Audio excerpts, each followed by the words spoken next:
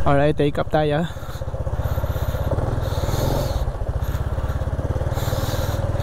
Thank you po ulit. Salamat po. Dito tayo nakituloy sa may Atimonan. Ito yung pangalan ng resort nila, Di Gracia Beach Resort, along the road ng Atimonan.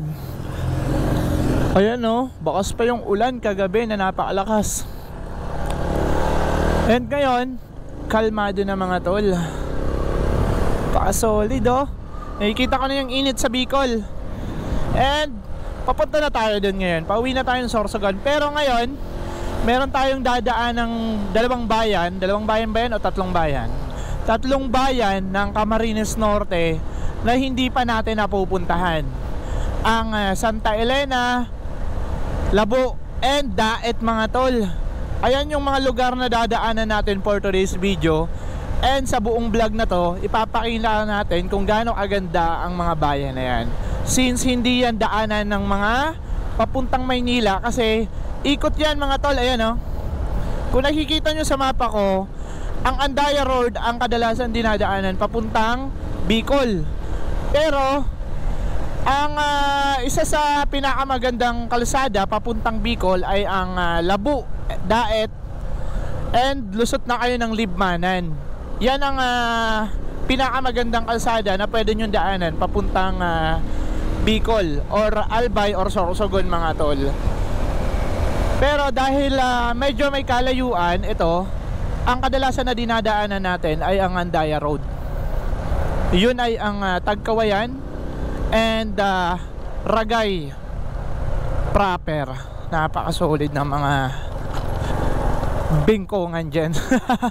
So ngayon iiwasan natin yung lugar na yan dahil ang daming under construction, traffic. Parehas lang yung gugugulin yung oras, mauubos yung oras nyo kakaantay ng traffic. Gawa ng one-way portion sila ngayon dahil mga under construction ng ibang portion ng kalsada. Meron tayong kasunod sa likod. Daming bumabiyahe kagabi na tumigil, hindi kinaya yung ulan. Kahit ako hindi ko kaya, pero kaya ko sana diretsuhin.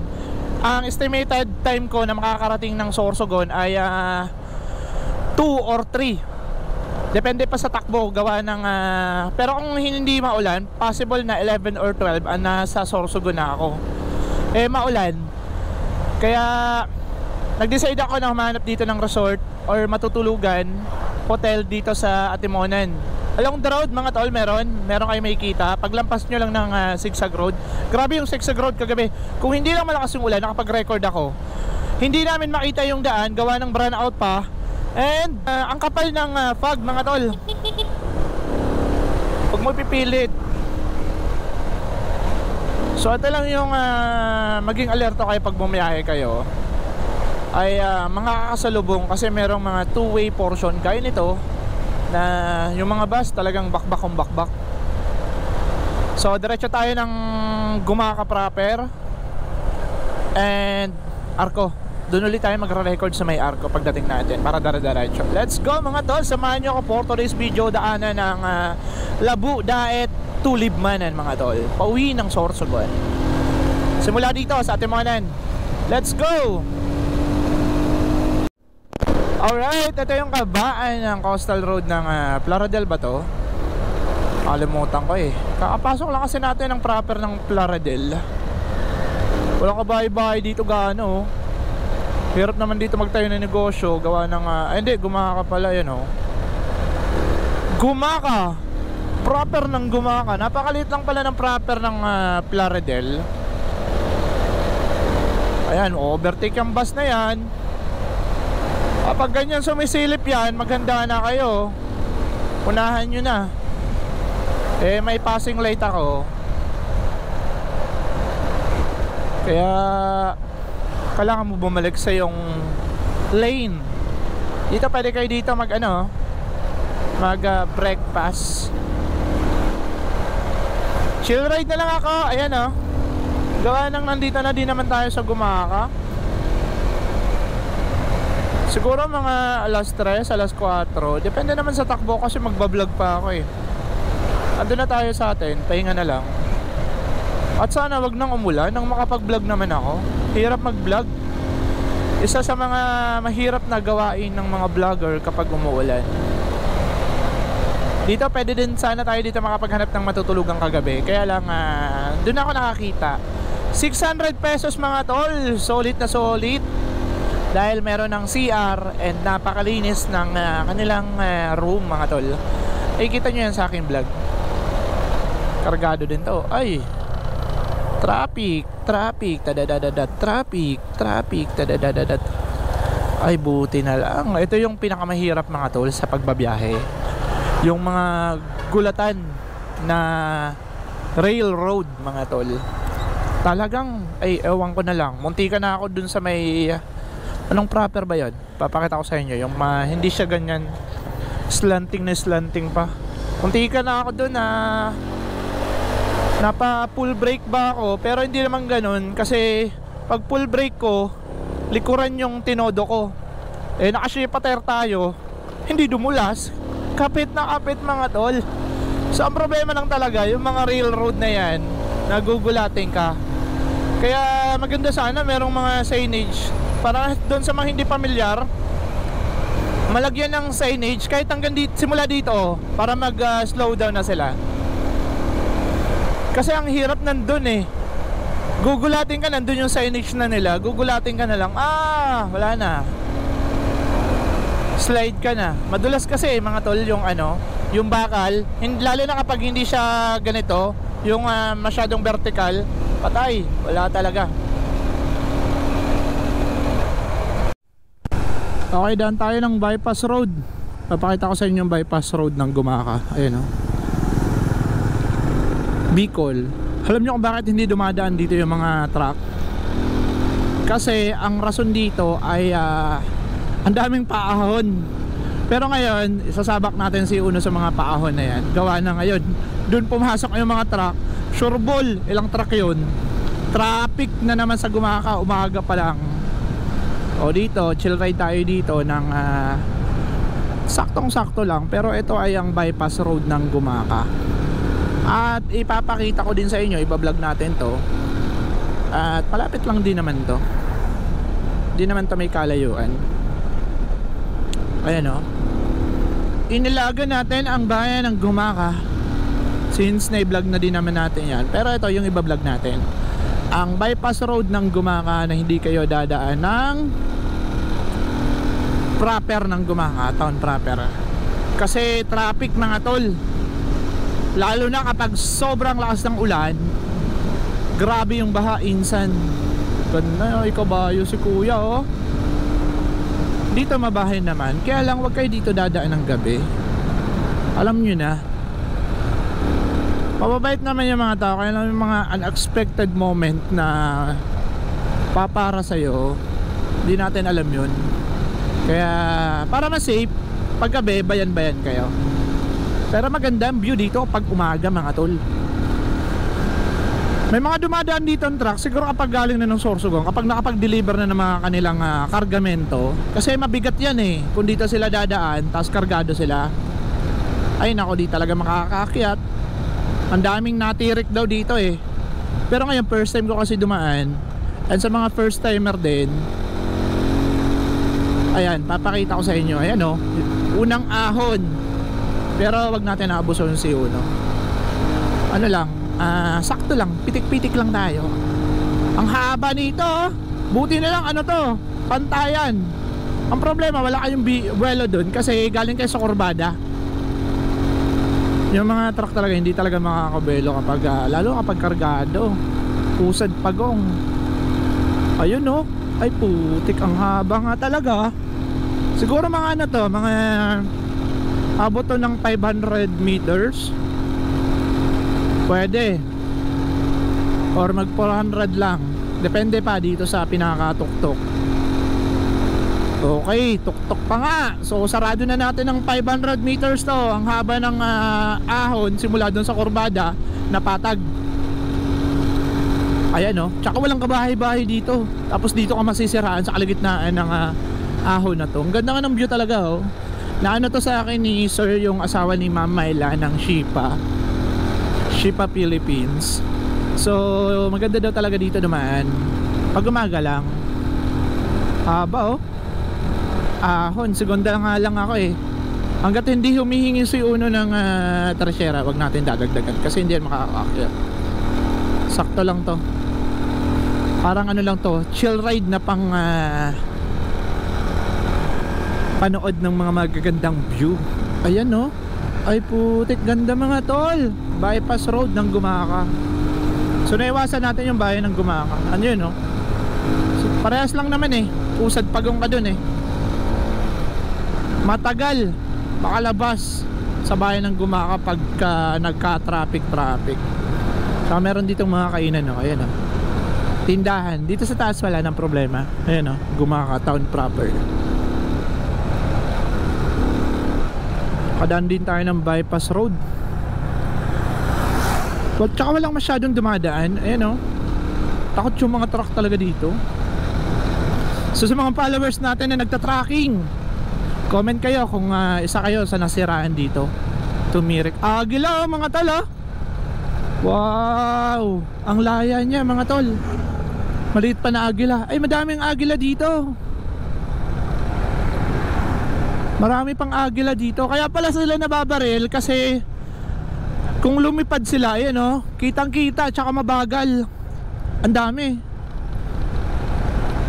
Ang nice naman kasi ano pa dito yung kalikasan. Talagang hindi pa siya ganun kabugbog, kaabuso. Kasi yung mga ibon malayang lumilipad.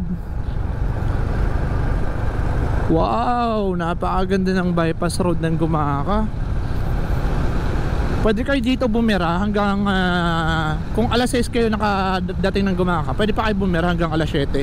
Medyo maliwanag pa yun dito kasi nasa bundok. Dami nilang alagang kabayo. Pero ang pinakamagandang alagaan dito ay baka. Ayun no. Wala talagang kabahay-bahay. Pero okay naman sana dito manirahan kasi malapit lang naman to sa town proper ng Gumaka. Halos ilan. Problema lang yung kung wala kayong service. Kasi wala naman ata ditong bumabiyahe. Ayun lang, akyat baba. Tapos bira ka uli dito. Merong 4 lanes sa taas, 2 lanes sa baba.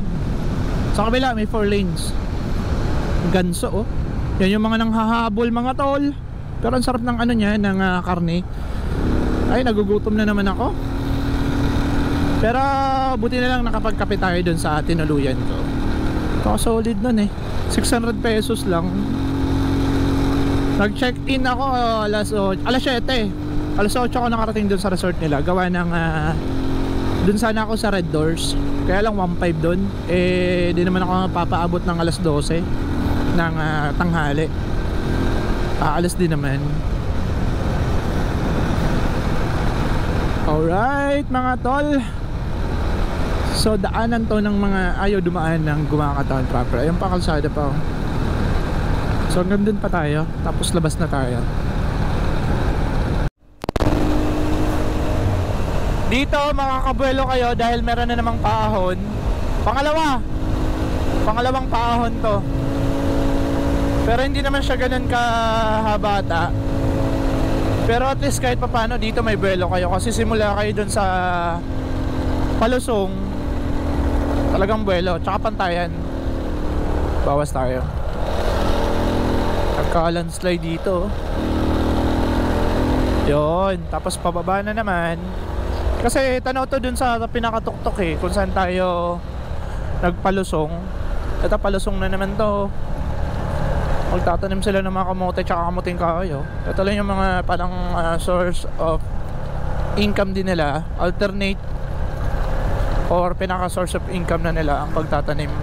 Pero maganda talaga dito magtanim mga tol. Sipag at tiyaga lang. Taniman nyo lang ito ng mga gulay. Kasi sayang yung lupa eh, bakante. Kaya nga nilagay yan ng Panginoon dyan para gamitin natin, hindi abusuhin. Pagtanim tayo, mamuhay tayo ng payapa nang wala tayong naapektuhan sa ginawa ng Panginoon. Gumaka town proper. Bypass road pa rin. Diretso pa rin yan. No? May mga signage naman mga tol kapag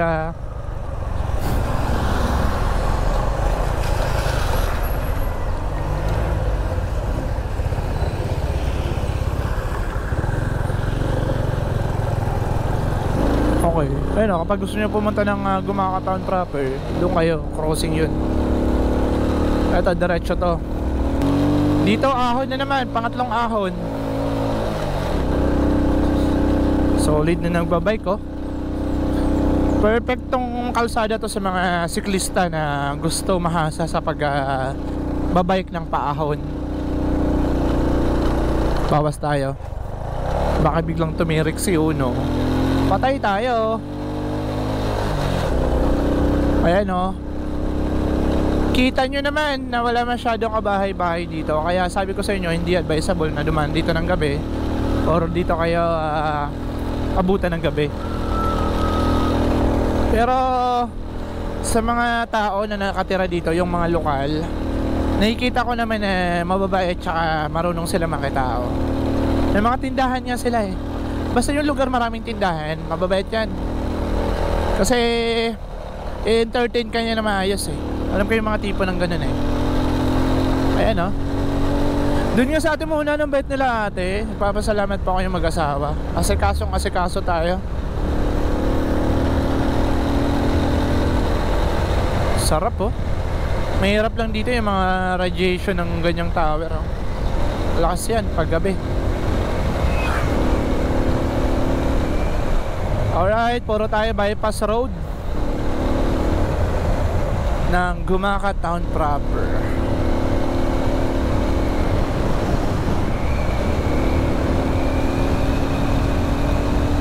Ang lamig pa dito mga tol ha. Sarap ng hangin no. Sarap namnamin ng hangin. Wow. Tigil tayo saglit. Alright, napakaganda ng view mga tol. Ang ganda ng mga poste oh, pag pwede ka dyan mag zipline. Pag wala kang magawa sa buhay, so umakyat ka dyan. So magdasal ka lang ng kaunti para kung gusto mo makabalik. Grabe, ang ganda ng view pala dito mga tol. Napakaganda. Para ka lang bumababa galing ng Atok. Lakas nito oh. Honda Wave ata to eh. Oh, Honda Wave. Lakas talaga ng Honda Wave ah. Lakas ang Honda. Tignan mo oh, pumasok ng bypass road, may sakay pa. Kaya mahirap i-underestimate ang Honda. Iba yung kargahan ng makina. Si Uno nga oh, balikan galing ng Tanay. Umuulan pa, bumabaha pa. Makapag-vlog lang ako kahapon, dami naming dinaanan ni Uno na bahang lugar.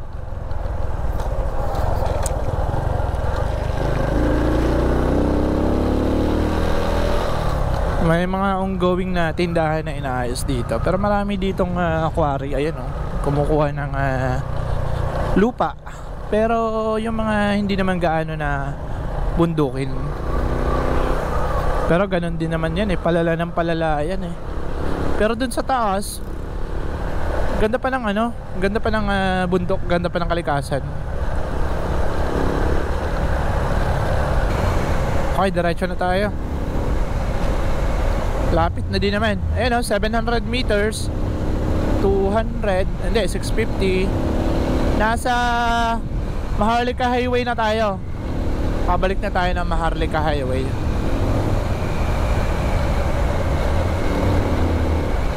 Asa na ba? Dito may bahay na pero pa isa-isa lang. Pero patag na. Bali 3 ang pangapaahon na pwede nyo daanan. Ayan, ang daming truck na dumadaan doon, no, diba?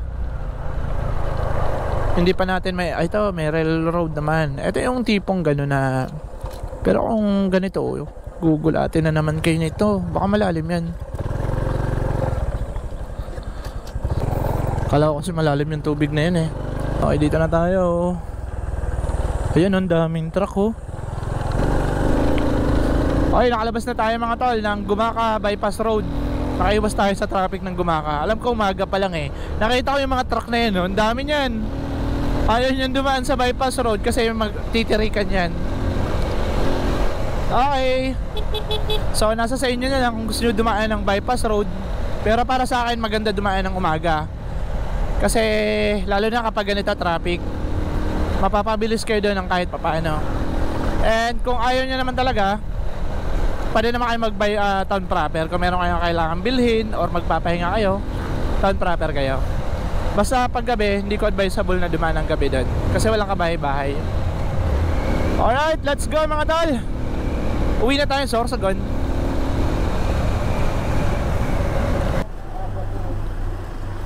Okay lang. Meron na kakilala sa atin dito sa Lopez. Papagas tayo sa Shell.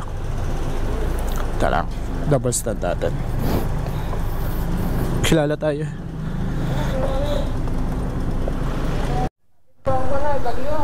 Kaya nga na-tsempohan eh. Hindi nadalo yan? Nadali po, hindi na talaga sana kung galing sa bundok. Galing dagat pa no? Bundok. Ah, bundok. Bundok dagat.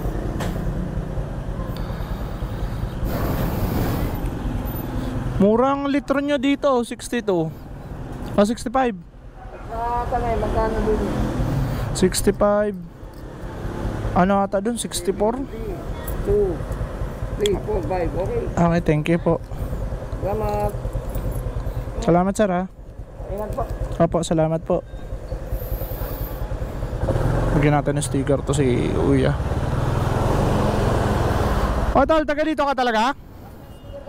Meron, taga dito ka talaga? Lopez? Lopez, galing na siguran. Ah, kasiguran ka. Paano ka nakapunta dito? Trabaho? Trabaho?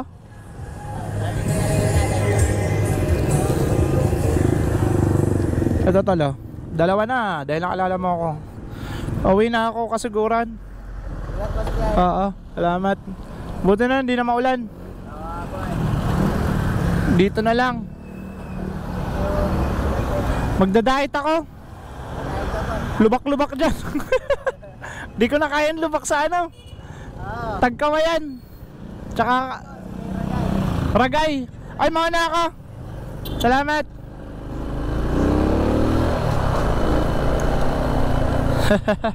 Naalala ko, inintay ako eh. Nagpagas ako sa Shell Lopez. Alright. Kalmado yung traffic ngayon, walang traffic sa Lopez. Dito sana plano ko pa magpamagat, maghanap ng matutulugan. Eh nakahanap na ako sa may Atimonan. Hindi na ako dumiretso ng biyahe dito. Alright, diretso tayo.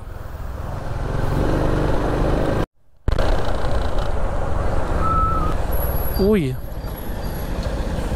gulat ako para. Ngayong bypass road ng Lopez, okay naman dyan dumaan, kaso kailangan ko magpagas eh. Lalaking poste nito, tapos ang lilinis ng pagkakagawa oh. Para saan kaya talaga to? Ano siya, kalsada ba or tren? Para sa tren? Wala kaming idea sa karamihan ha. Karamihan. Pero sa mga nagko-construct nito, may idea na sila. And nasasabihan na yung mga kakilala kung para saan. Kaya mayroon namang nakakaalam. Ako wala akong idea kasi layo-layo nito sa amin eh. Ay po, check, lumakas yung ulan. Ay hindi, kala ko lumakas. Mahirap dito abutan ng ulan oh. Wala akong masisilungan. Ang laki talagang poste mga tol. So ongoing yung construction nito. At nagkaka-traffic dito. Gawa ng ayan oh. Di naman makabira dito yung mga truck. Tiyaga-tiyaga lang tayo. Hanggang sa makalusot tayo nito. Ito naman yung bakal naman na ginagamit oh. Kargado. Kalalaking bakal. Tapos sesementohin nila yan. Puhulman nila yan.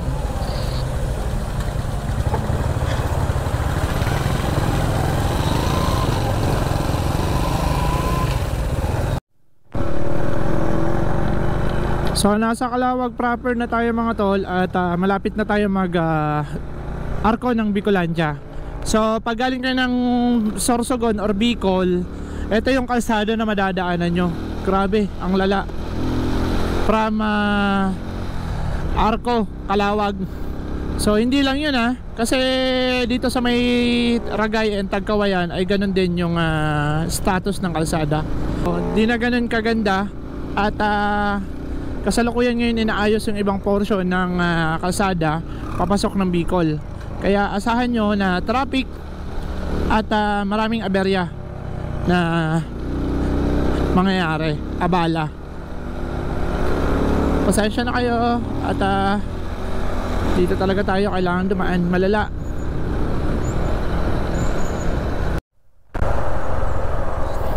Alright, dito na tayo. Gateway to Bicolandia. Pipicture tayo.